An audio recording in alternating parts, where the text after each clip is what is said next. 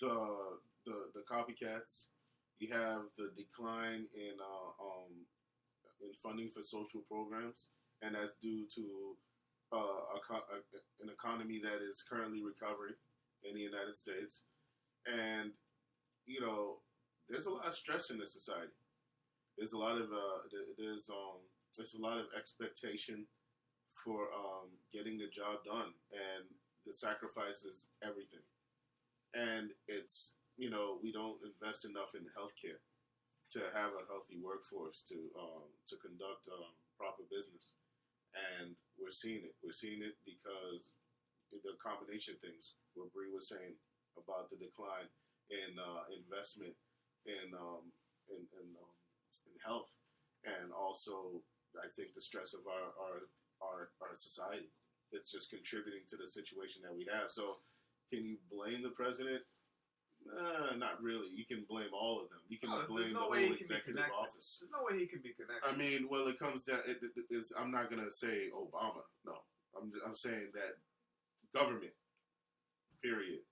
Now, am I saying that government should be responsible for not having the funds? No, but in terms of a good amount of these shootings involving employees of the government, they could do better to help their employees.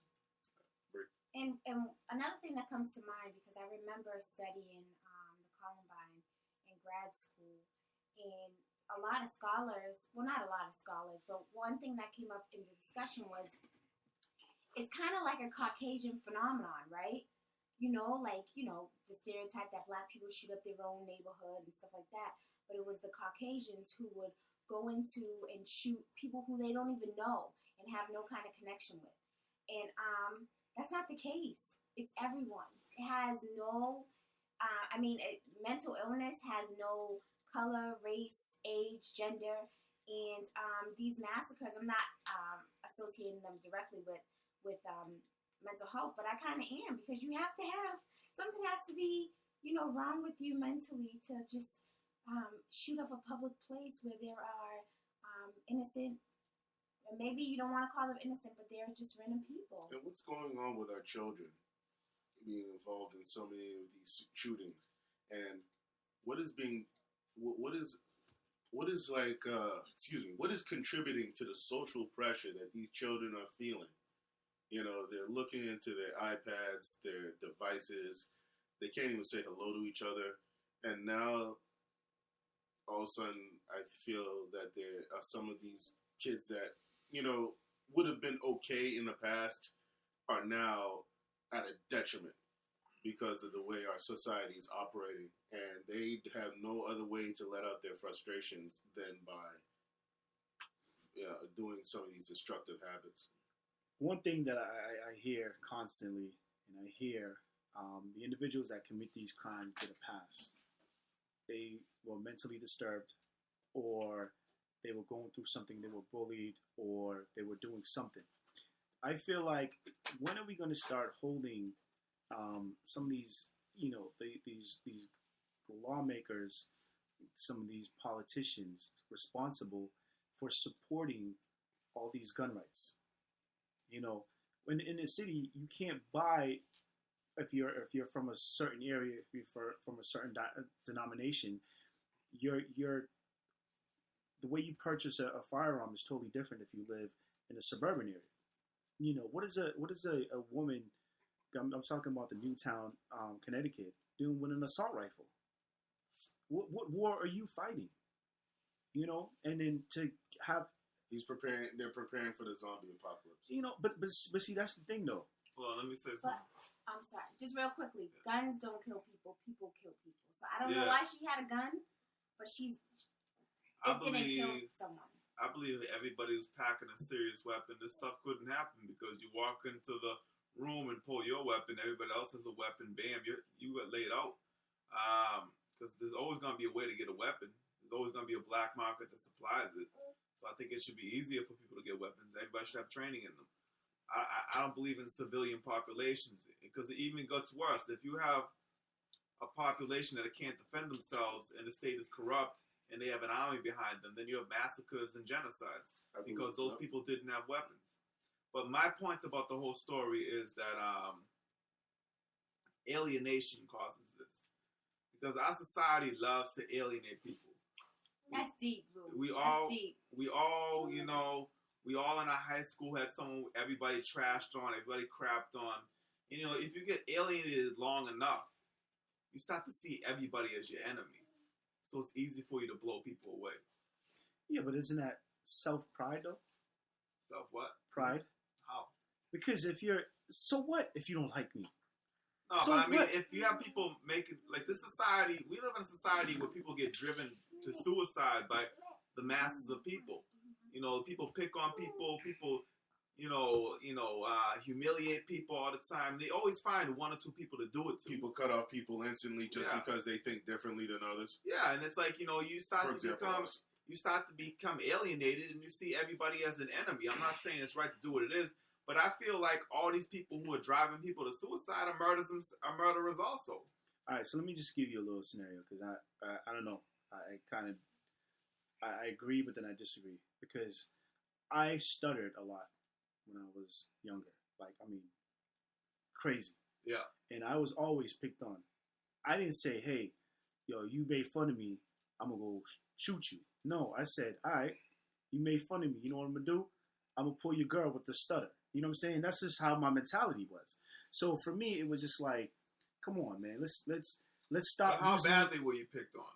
I was picked on badly enough that I didn't talk to that person. I was very quiet. But at the same time, I think it's deeper. It's within. Like, if you know your worth in life, nobody can tell you anything. Oh, true. But Nobody, I feel like the shooter ain't the only guilty person. But I mean, I don't feel like there are many innocent adults out here. You know what I mean? I think the only real civilian is a child. we're talking about you just brought up a point. You just said that, you know, if you know your value in life, No, I agree. I agree with that point. I agree with that that's all well and wonderful. But what if you never get a chance to develop that? Yeah. You're just growing up in a situation where you don't feel like you're worth crap, and everyone that is supposed to love you tells you that you ain't worth crap. And plus, you have bullies stalking people on the internet now. Like, they get no peace. Plus, public, we all know that you're from a different breed and you're proud of it. So, you know, you have that strong. Right. It's true. Thick But shoulders. also, so you turn it into a positive thing, and you may say, I'm going to pull this girl. But they may be like, yeah, I'm going to turn it into a positive thing. Everybody's going to know my name after I kill 5 of these people. And I'm all up in the news and on newspapers, and I'm part of history. And it's a huge thing, you know. So for That's a them, great point. they do turn it into a positive thing. They're known. They Everyone knows they think their it's name. positive. Not just people in their school, people nationally, people internationally. They know who they are in their own books. Yeah, they see it as positive. But so how is that positive when you're dead yourself? How's that positive to kill? Because they life? think that they think that they leave a mark. So okay. So the thing I can't understand, and I want to tap into what you said, Anthony Cook, when you talked about, you know, if society tells you that you're not worth anything, nobody can tell you that you're not worth anything. You have to tell yourself that. So we are our biggest critic, and we also our biggest downfall because we tell ourselves that we're not worth anything. I don't care what anybody say about me, because if I don't believe it, then I don't feel that way. But if I believe it, then I'm gonna feel that way. But what if you're beaten to the point where you psychologically feel that way? Yeah. What do you do for that person? What do you do for that person that never had a chance and ends up being what they thought would end up being? What do you do for that person? I feel like, and this is from, you know, just my life experience. Like, I feel like you always have a choice, because if you keep in mind that I'm no better than you and you're no better than me, you be all set. If you feel within yourself, and you have to feel this deep within, it doesn't matter what you say, it doesn't matter what I say. If I don't believe that you're better than me, we're going to be on the same page. I'm going to feel proud of myself, because no matter what you say to me, I'm not going to degrade myself. I'm not going to take what you say and make it stone, because I'm like, okay, Anthony Cook said this about me, so now all of a sudden I'm going to feel, I'm going to belittle myself because you said something. Who the hell are you? No, I totally agree with you, but the point I'm trying to make is, like, it's like this. If you keep polluting the water, the fish are going to mutate. And it's like, you know, if we keep mistreating each other and, like, you know, putting each other down, and listening to this music that's destructive, and just continue this destructive monsters are gonna arise, and we can't really claim immunity if we were part of developing that environment. You create a society without something to help that society get through the negatives, because there's negatives no matter what you do. There's always going to be a positive and a negative side, and if you have nothing to address the negative side, then it can overwhelm and kill the good. Yeah. So I feel what you're saying. And by the way, ladies and gentlemen, if you want some of public announcements, motivational tapes, these guys DVDs and the audio CDs coming out soon, and they'll be on sale. Yeah, no, I understand what. Oh, I'm sorry. No, go ahead. No, go ahead. Yeah, no, I understand what he's saying, but I agree with Blue that we're just in a culture. We're immersed in a culture full of people who don't value self-worth. And it's not only on a personal level, it's not only on a family level, it's on a community level, and it's also on an institution level. I can go on a lot of rants about different policies and stuff, but they don't value the person anymore. It's just about, yeah. We're definitely going to give you an opportunity in the future to talk about some of those policies. But public, what do you want to say? Oh, so let's talk about the phrases: self-worth, self-esteem.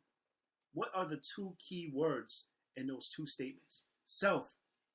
I can't tell you about self. No, I agree with you. So when people always say, okay, society made them do it. No, society, they decided to do it. They went out and decided to go out there and shoot. They played a hand in it. I mean, it's like we're giving them a pass. Have you ever seen the movie Carrie? Yeah, I have seen. All right. So what does that mean? I gotta say. What does that mean, Anthony Cook? Carrie. What does Carrie have to do with anything?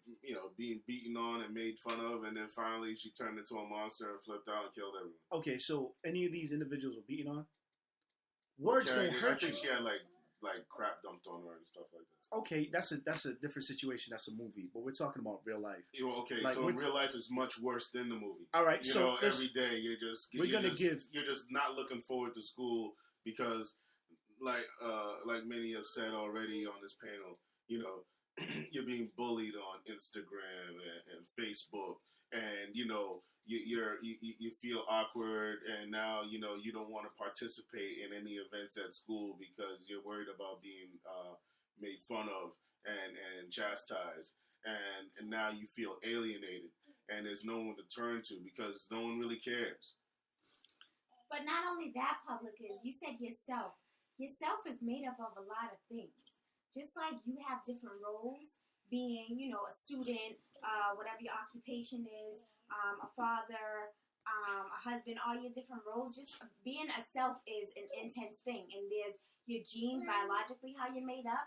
Then it's your community, and then it's yourself. So it's not, you can't just say they did it themselves. So much of what's around you and outside of you makes up who you are as well. Yo, I read the story behind one of the school shootings, and if you read that story of what those kids, they were beating them up. They were beating them up every day. Those kids that they shot were monsters. I really in the shooting got labeled that they just went and shot everybody. No, they shot specific people, 12 specific people. But it's like those people were beating them up every day. Like you talking about the preschoolers? No, that was beating them up? No. Oh. No, I was talking about that. Oh, okay. I was talking about Columbine. Columbine. Okay, I was talking about Columbine. They were being beaten up every day by this group of kids that they ended up shooting. All right, so when do we become Blue and his phone, he man? is playing that love music. Hit us up, 617-903-7469, and let us know how you feel. Hey, based on that ringtone, that Blue's available, so, reach out to him. So one of the things I want to talk about, okay, you brought up the point of the Columbine they were beating up. When did we become a society that the first thing is, instead of fighting back, instead of getting, like you said, revenge, the first thing you want to do is shoot people? And then you're out of the equation as well. So Bree brought up something and talk about self in the community. The community didn't sit around and say to you, listen, these people are picking on you, so you go ahead and kill them. No, community didn't say that. You planned it, you decide, you allowed than to make you feel a certain way.